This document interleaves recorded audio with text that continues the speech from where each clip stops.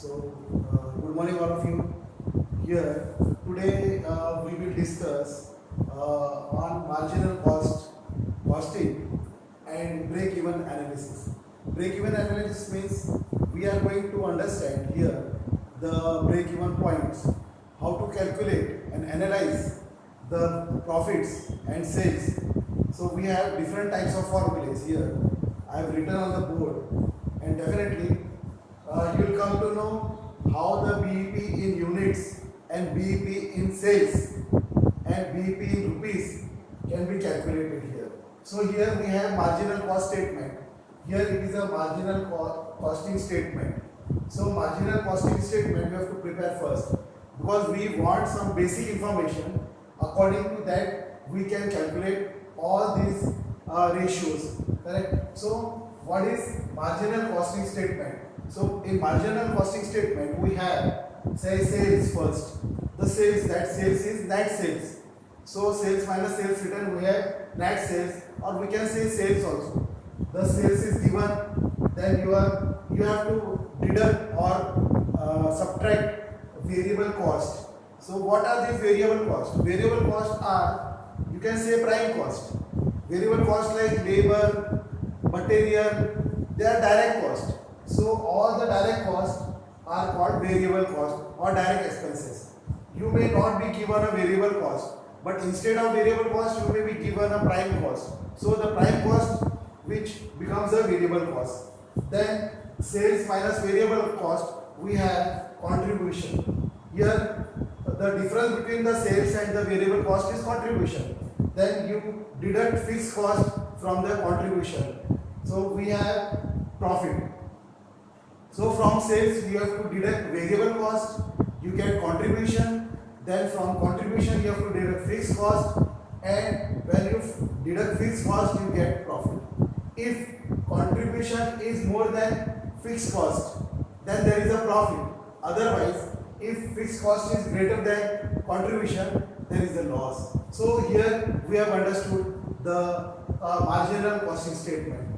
So it is very important to write up this table to know the values of different factors. So here, if we go from down to top, reverse, what we have, if we have profits, we have fixed cost, we can calculate contribution. So adding fixed cost in profit, you get contribution, and when you add variable cost in contribution, you get net sales. So you can find out in any way the values. If sales is asked, you will be given these three values, and if profit is asked, you will be given variable cost. Now suppose if you are not given the variable cost, suppose variable cost is not given, only sales is given. So what you have to do?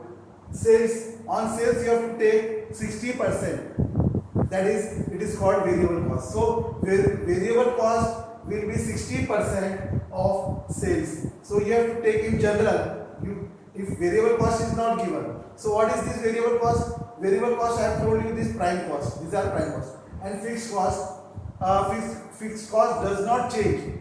It changes in a long period only, in a long run. So you are given variable cost and fixed cost also, and sales is also given. So you can draw this table. On the basis of this table, we have to calculate BEP in units. So we have here, I have told you, as sales minus variable cost becomes contribution. In the same way, when you deduct fixed cost from contribution, you get profit. Then we have the first formula, that is BEP in units. So what is BEP in units? So whatever the production has taken place, it is taking in units. So to calculate in units, we have this formula. So we have fixed cost here, fixed cost upon sales minus variable cost. But instead of writing sales minus variable cost, you can write contribution, because sales minus variable cost becomes contribution. So you can directly write fixed cost upon contribution. This is the formula to calculate the BEP, break-even point, in units. Now we have BEP in rupees. So what is this BEP in rupees? You have to only calculate fixed cost upon sales minus variable cost. So the same formula is here, only sales is multiplied or sales is taken here, right? So fixed cost upon sales minus variable cost, or you can say fixed cost upon contribution, because sales minus variable cost here I have written, or you can write this formula also, fixed cost upon contribution into sales. So there is no much difference between the BEP in units and BEP in rupees. Only difference is that in BEP in rupees you have to multiply the fixed cost upon contribution into by sales. So these are the two formulas you can remember easily. Now we have profit volume ratio. So what is the profit volume ratio?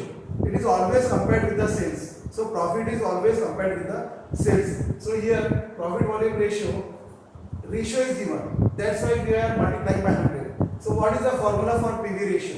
PV ratio is simple. It is sales minus variable cost upon sales. So what we can write, sales minus variable cost. Instead of sales minus variable cost, we can take contribution, because S minus V stands for contribution. So contribution upon sales into 100. So this is the formula to calculate PV ratio. Now this PV ratio, BEP in units, BEP in rupees, we have all these formulas to calculate different types of ratios also. So we can reshuffle them.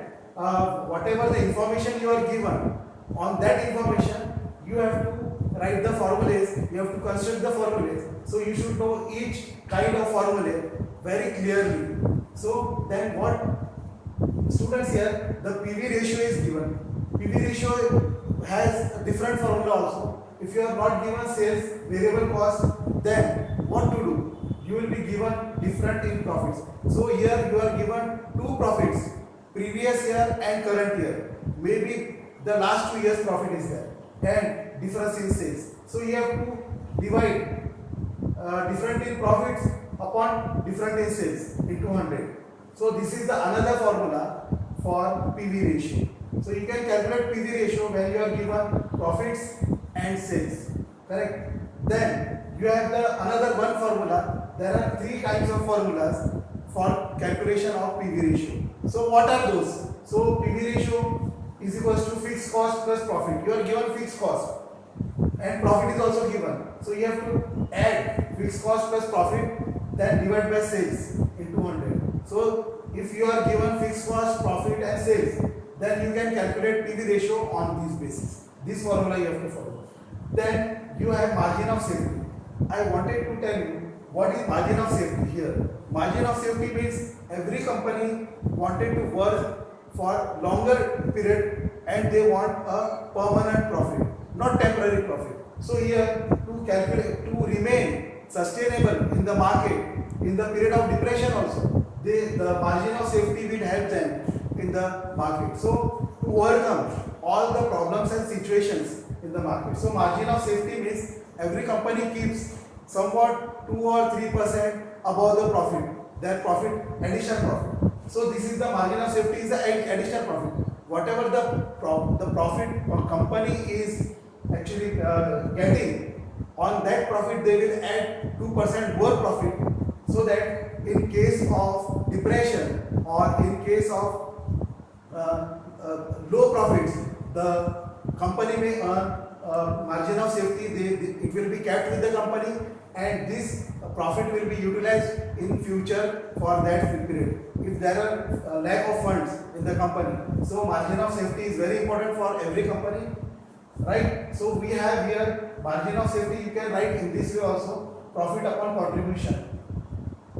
So PV ratio is what PV ratio is, what we have seen here. PV ratio is contribution upon sales into 100. So you can take here the formula of PV ratio, right? So profit upon PV ratio. And what does PV ratio means? PV ratio means it is profit upon contribution. You can write the margin of safety formula, profit upon contribution also.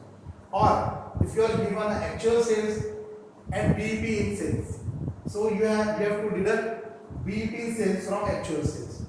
So there are three types of formulas for calculation of margin of safety. Here profit upon PV ratio, or you can take profit upon contribution in the same, or you can take actual sales minus BEP. The difference between these two factors is we get margin of safety. Now here, as if you want in percentage, margin of safety. So margin of safety upon total sales into 100. So this is very simple. You have to multiply it by 100 margin of safety and then divide by total sales. Now we have here fifth formula, that is desired profit on required sales. So desired profit is what? So how much sales will be increased or decreased to get the profit. So what profit you want in the market, in your company. So desired profit on required sales. So you will be having a sales, new sales. First you have to calculate on the original sales amount, then you will be given a new sales. On this new sales, how much profit you are going to draw in your company, that profit you can calculate here. So desired profit, it is called desired profit. When new sales is given, this is called new sales. It is written as S bar. So new sales is given, then you have to multiply by contribution upon sales and deduct fixed cost. So you will be given these data in your problem. You can calculate the desired profit. By reshuffling them right left to right, you can also calculate desired sales. So let us understand the desired sales to earn profit, that formula. So sixth one is desired sales to earn profit. So whatever the profit the company wanted to earn, we can calculate that if you wanted to calculate the desired sale, then you will be given a new profit. So what to do? Here this is the new profit. P bar you can write here. So instead of writing profit P bar, this is the new profit. So in fixed cost you have to add new profit, then divide it by the contribution and multiply by sales. So here you get desired sales to earn profit. Then or you can have another formula for the same thing, that is desired sales to earn profit. What is it? So or you can write the formula fixed cost plus profit upon PV ratio, because here sales upon contribution is written here. If we inverse it, contribution upon sales, we can write this upon fixed cost upon profit upon contribution upon sales. So contribution upon sales is what? It is PV ratio. So it is nothing. So you have to remember all these formulae while you are calculating BEP, margin of safety, desired profit on required sales or desired sales on to earn profit. So we have different types of formulae. It will definitely help you to solve. So in the next video, we will understand the problems on this BEP. So how to apply these formulas in each situation, we will understand in next video. If you like my video, you can just subscribe and you can like it, and you can also write the comments. Thank you very much.